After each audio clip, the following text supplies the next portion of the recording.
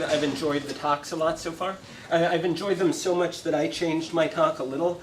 Originally my talk was going to be meant for this is how I taught my cryptography course.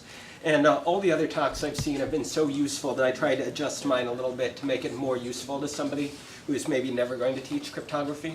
So in particular I tried to include some just examples of how I've used various pieces of Sage in maybe a way that would work for other classes other than just cryptography. So also, I should say I'm not going to do any demos, I'm just going to do slides, but I have two demos linked next to my slide, or next to my talk title on the wiki. So one is called Shift for the Shift cipher, and one is called Sub for the substitution cipher. And the most interesting, there are a few different interacts, and most interesting ones are the very bottom ones. They get sort of progressively more sophisticated as you move down the web pages. So anyway, here is some brief outline of the talk. And I sort of have two main examples I want to go through. One for private key cryptography, like where I'm actually encrypting English text, and one for public key exchange, which is more mathematical, more algebra and number theory based. So these materials were done for two courses at UC Irvine, two undergraduate cryptography courses. And first one had about 50 students in it. Second one was down to about 10 or 12 students. And the students didn't have any number theory or programming background. All they had taken was calculus, linear algebra, and some introduction to proof class. So the materials were designed sort of for that audience. So I didn't assume any programming in advance. And this is a picture of the book I used. I liked it quite a bit. So here's the screenshots portion. This is a interact. And so I always think of interacts as being in terms of variables. And this one had 26 variables named sub 0 through sub 25. And so this is down here, the black capital letters. That is some piece of text that's been encrypted just using a one-to-one encryption. So like A maybe corresponds to F, and then that doesn't tell you anything about the other letters other than that no other letters can correspond to F. And then the way the students were supposed to try decrypting it was by paying attention to letter frequencies. So in blue we have letter frequency in English, and in black over here we have letter frequency in the ciphertext. And then the interact part, that lets them choose what plain text letter they think corresponds to the ciphertext letter. And then when they make the change, it shows up in blue lowercase down here. Okay. And then the goal is sort of to eventually get it all into straight English. So I have these 3 H's here, which maybe you can't read, but that's just because I just randomly chose some letters and I chose 2 H's. And you've maybe seen these before in games magazines or something. The main difference with this is that the spaces are taken out, so that makes it quite a bit harder to do. And one other thing about this one is here I customized the layout of the interact. So if I didn't do any customization, the 26 would just all appear in one vertical row, so or vertical column. So that is an example of something you can adjust. And to get the colors, I used HTML formatting. I don't know if that's the standard way to do it or not. And, next example of something I did using Sage was a big portion of the class was me wanting the students to understand what computations are fast and what computations are less fast. And so here is an example of a fast computation, computing GCD. And so it takes a little bit of explaining to say what this represents. The x-axis is the number of digits of some input. So it's not the input, it's the number of digits of the input. And these numbers are like about, I think, 1 million, or maybe 10 million, and 2 million. So I like that a lot because it looks sort of linear. And I think it would not look linear at all if I had just the input down here. So I think that is useful. And yeah, I won't explain exactly where this graph came from, but if someone wants to know, I can say it. And then for factorization, it's a lot more random. So I had them choosing random numbers. Like here are random numbers with 100 digits. And then like this one took about 30 seconds to factor. This one took about 100 seconds to factor. And I had them post their data onto a message board, and I just collected the data and graphed it, so, or plotted it. So any questions about that? A lot of these, the point is more just to see, like, maybe get a visual idea of what I did, and then if you want specific details, you can ask me, or if you want to see the code or something, I can show you on a one-on-one level. So the plots you just did afterwards. Yeah. Students did the numerics and saved, and then they just. So the assignment was something like you're supposed to turn in 3 numbers, one that Sage can factor in 1 second, one that Sage can factor in about 10 seconds, and one that Sage takes over a minute to factor. So which is easy for you to verify. Yeah, so I verified maybe like 3 total, randomly. And I think my favorite thing about this was that the x-axis corresponded to the number of digits. And I've always found it sort of confusing. You like talk about polynomial time, and then I see it, and it looks like logarithmic time. And so if you graph it like this, I think it makes a lot more sense. And a problem that maybe came up a little bit was I didn't have any good way to convince the students that like a number with 1 million digits was really very big. And I think the difference between that and the number 1 million probably didn't mean so much to them, but I couldn't have them just like key in 1 million digits. So that was some like surprising difficulty that I had. So I guess you could get that effect just by graphing it with a logarithmic axis on the bottom. So you could say axis equals semilog x or something. There are semilog plots now. Okay, yeah. There wasn't before, but now there are. Relatively new. I mean, one thing I liked about this was I had the students just actually like telling me how many digits it was. Right, instead of trying, Yeah, instead of taking a logarithm or something. But technically speaking, in the proofs that are in complexity theory, it works exactly with what you did, because it's these things have to be polynomial in the size of the input, which is the number of bits of the input, which is off by a constant, multiplicative constant to the number of digits. So what you did is actually exactly what is correct. Yeah, and then my goal was like, and hopefully this also shows them that, well, when you say that factoring is hard, that doesn't mean that factoring every 120-digit number is hard. It just means that there are some that take a long time to factor. So here is another one. This is one of the more mathematically sophisticated things we did. Like sophisticated enough that it's one of the few where the numbers we were working with aren't like so like this. So the goal of this lab was to factor the number 57,997. And obviously you wouldn't really do that with the quadratic sieve, but this method was difficult enough that I thought it was good to do it with sort of a toy example like this. And this is obviously still much bigger than what I could do by hand, so it's still helpful. And what's happening here isn't so important. If you've seen the quadratic sieve before, then maybe it looks kind of familiar. The goal is to take some various numbers, just a little bit bigger than the square root of the number we're going to factor, square them, and then here I have it reducing mod the big number, although really you just subtract the big number in the actual quadratic sieve algorithm.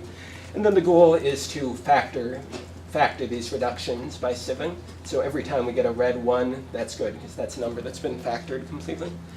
And this was an interact, and the 2 variables that they could interact with, one was how many variables show up in this x-axis direction, which is like how many squares we're trying to factor, and the other one was how many primes we're trying to sieve out. So like, do we factor a number that has a divisor of 23? And with the current picture, you don't, because it just factors out 19. And similarly, if it had 2 factors of 19, it also wouldn't factor it out completely. And so one thing I liked about this was that the students then did the next part of the quadratic sieve by hand, and it did not work well if they took like as many primes as I allowed them to take, because then that by hand part was a lot more difficult. So they really had to think a little about the next step when they were deciding how to set up the interact. So I think what they ended up wanting was lots and lots in this horizontal direction, but as few as possible in the vertical direction. And then what's actually happening here isn't as important, but this is another example of an interact. And again, the colors and the arrows, I think I got using HTML lines. Okay, so now I'm going to slow down a little, and then kind of the main goal for the rest of the talk is just to do 2 examples, one from the English text encryption part, and one from the public key and discrete logarithms and modular exponentiation part. So this is the English part, the private key part. And I thought I'd spend, so in the class I didn't spend so much time on this, about 3 out of 20 weeks for the 2-quarter class. But this is something that I think you could really do with high school students or something like that. So I think there's a very broad audience for these things. And the 2 that are linked from the wiki are both private key examples, both working with actual text. And I know there's very sophisticated private key examples like the advanced encryption standard. That was not what I did in my first 3 weeks of class. So the 3 that I focused on most, the first 2 are what's linked from the wiki, the shift cipher and the substitution cipher.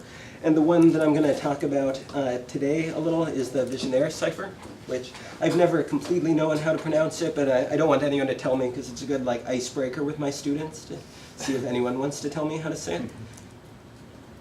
And most of the decryptions of these is done using frequency analysis, like using the fact that E occurs much more often than Q in the plain text. And that is something that you can understand at any level, but if you have Sage helping you count the letter distributions, that really makes things much easier.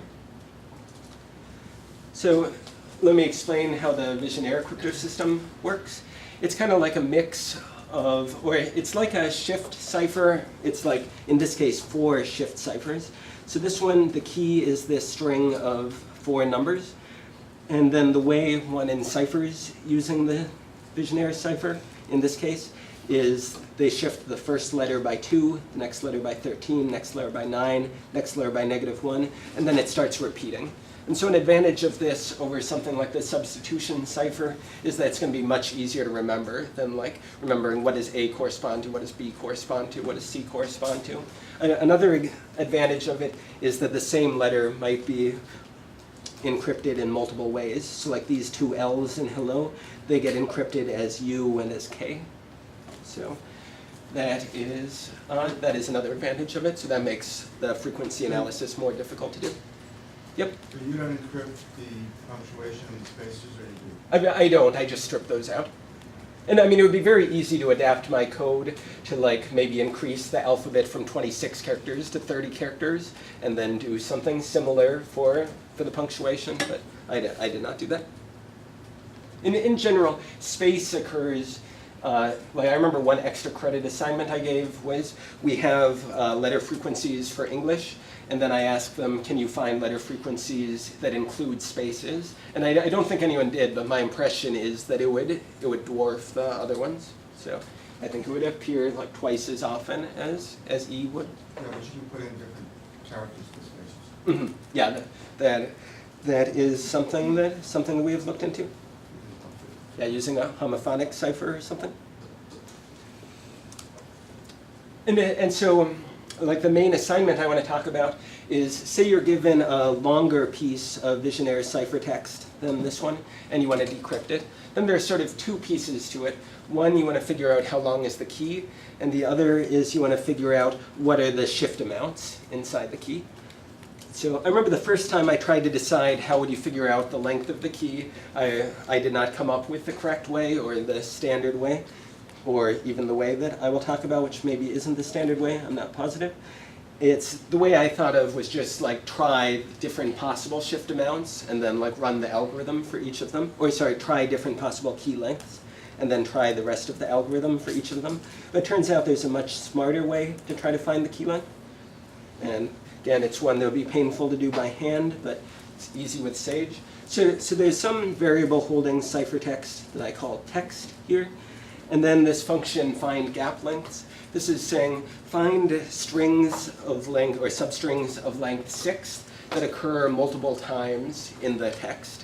And if some string of 6 characters occurs twice in the text, maybe it's not a coincidence. Or if you think it is a coincidence, then increase the 6 to a bigger number. And when you get past it being a coincidence, then it'll probably occur twice because it's the exact same English side. And so then the gap that separates them is going to be divisible by the length of the key. And so in this case, you might have some accidental ones, although I don't see any here. And these are all divisible by 5, it looks like. So that's a good guess that the key length is going to be 5. So unlike in the previous one where I had 4 different shift amounts, this one probably has 5 shift amounts. And when you see all these different 25s, that doesn't mean there are a bunch of different length 6 strings scattered all over the place. They're separated by 25. What it probably means is you have some like length 15 repeated string that's separated by 25. And then it's counting the first 6 as one, the next 6 as another. So that's probably what explains all these repetitions here. Okay, and then, so now we think that we know the length of the key. And so then the next step is to figure out what are the entries in the key. So what are the shift amounts here? Then this was another thing that Sage helped a lot with. So you just, once you think you know that the key length is 5, you pick out every 5th letter. And then, so when I first did this, I made a mistake, but I thought the mistake was helpful. Here I picked out every 4th letter accidentally. And so the blue is the letter distribution in the ciphertext. The orange, it's the same for both. It's the letter distribution in average English. And you can see that this one, they look a lot more uniform. Like nothing appears less than 1% of the characters when I chose the wrong key length. Whereas here, where I chose the correct key length, it does look much more like English. And I made these using, like, I searched other Sage interacts and found the one that looked closest to what I wanted, and then looked at the code, and the code was something called matplotlib, I think, and then pyplot within it, standing short for Python plot, I assume. So I don't know if that's what everyone would do for this sort of thing, but this is what I did, and I found it very flexible. So, for example, it was very easy for me to put in these letters down here as the tick marks, rather than having numbers. And it was very easy to have the tick marks in the middle of the bars, rather than at the edges of the bars. And I did not have to write out the letters A through Z one at a time. I was able to just say, like, for I in the range 0 to 26 or something like that. Yep. So PyLab is a library that's part of Matplotlib, which is included in Sage, and it provides almost the same API as MATLab's 2D plotting. Okay. So And that was called PyLab? yeah. Okay. Yeah. The one I used was called PyPlot. Yeah. PyLab is a convenient shortcut with a lot of shortcuts interface to PyPlot. Yeah. Okay. Yeah, so I recommend this. I'm not very talented at programming, and I found it easy to You work. clearly are talented at programming if you know how to do that. And if it would be great if you could maybe contribute a little bit to have histograms where you can label the bottom. There's a plot histogram where we've wrapped the Matplotlib histogram, and it still isn't in Sage because we were too lazy to finish it. Okay, so sure, yeah. that would be a great contribution. Would be to help finish that off and include things like putting letters at the bottom instead of just numbers. Okay, sure. Yeah, and if you tell me like something that is similar to what I have here that would be useful, I'd be happy to work on that. Any questions about this? And if you go on to the shift example from the website, you'll get to play around with something like this, and actually. This looks like it's probably the A to E gap. That's usually what I look for, is one big one, a gap of 3, and then a even bigger one for E. And so if we were to shift left by 9, I think it is, then probably the text would turn into plain text, hopefully, or at least every 5th letter, and then you have to do it for the letters that are in position 1 mod 5 and 2 mod 5. So. So I think this was the last thing, oh no, it's not the last thing I wanted to say about the private key section. And so then an example of what we did in one of the labs was, in a first lab, I just had them use some helper functions to try to decrypt some Vigenère ciphertext. And then in a next lab, I didn't make everyone to do this, but one of the options was to write a program that automatically decrypts Vigenère ciphertext. And so I think that would be very hard to do without having done a few by hand to start with, where by hand I mean using the Sage helper functions. And in general, I found having sort of sequential assignments where one, maybe some people would say is too easy, and then another one that's maybe a more standard, like tough assignment. I found having sequential assignments like that was very useful. And that helped guarantee that students who maybe weren't able to do the more difficult assignments still got something out of the part of the class. Okay, so that's the end of what I wanted to say about the private key stuff. Does anyone have any questions about that? Okay, how am I doing on time? I should speed up maybe a tiny bit. And so the main idea of the Diffie-Hellman key exchange is that it's much easier for a big prime p, it's much easier to raise to powers mod p than to compute logarithms mod p. So I won't say anything about the cryptography part, but that discrepancy is the main contributor to this key exchange. And this is an example of what you get if you graph powers of 2, and I guess 2 is a primitive root mod 263, although I don't remember checking that, or maybe it's not. And so you can see how random this looks. And so what this is saying is that it is easy to graph this sort of thing. That's like saying that exponents mod p or powers mod p are easy to compute, but it would be hard to invert this. So like if I wanted to find what is the input that gives me 200 as the output, that would be much more difficult. And a great thing about Sage was we were able to use actual numbers that were more realistic than this 263. We could use like 100-digit numbers and get a sense for this. And so for computing logarithms, initially we learned 2 different ways to do it. One was just trial and error, which I call the naive discrete logarithm here. And the other was something called the collision algorithm. And I just have one piece of that algorithm here. It's called the baby step piece. So another name for the collision algorithm is the baby step, giant step algorithm. Then we timed various things. So this one was for a prime with 7 digits. And you can see that the naive algorithm is taking a while. The trial and error algorithm is taking a while. But at least this piece of the collision algorithm is very fast. And then we jumped up to a bigger prime, so big that I could not do it for the trial and error portion. And even this baby step section of the collision algorithm, that one was already taking about 80 seconds. So that was for a 14-digit prime here.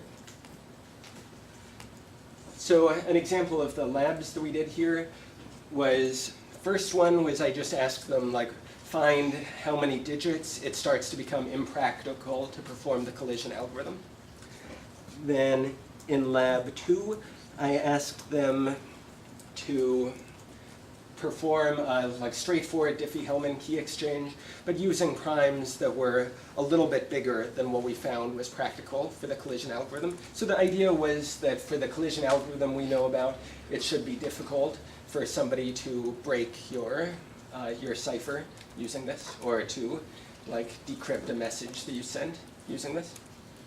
And then a fun thing, and the only explicit thing I remember from course evaluations was that students really liked it when they exchanged something with a partner. So I always had them exchange a message. So Diffie-Hellman doesn't give an obvious way to do that, but it's easy enough to turn it into something where you can exchange a message. And one thing the students liked was lab 1, exchange a message, and then lab 2, steal somebody else's message using some attack we didn't know about before. So that was an example here where Polig-Hellman was the attack.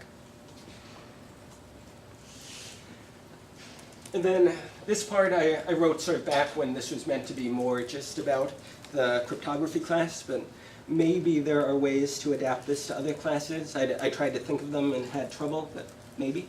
So a lot of the more mathematically sophisticated things that we learned in this class were about exchanging numbers. And that's not nearly as fun as exchanging messages. So one thing we did that I think made the class more fun for students was always use those numbers to exchange messages rather than to exchange numbers. For public key encryption assignments, I had them do all of their exchanges on a public message board. So maybe with the new Sage Cloud, it could all all be done just inside one worksheet that everyone would have access to. So here I just did something at the UC Irvine message board. And then I talked about this as we went. I thought it was helpful to have sequential assignments where one was more straightforward, and then the next one was like attack the straightforward one using something more sophisticated. So anyway, that is all I wanted to say, and I'm happy to answer any questions.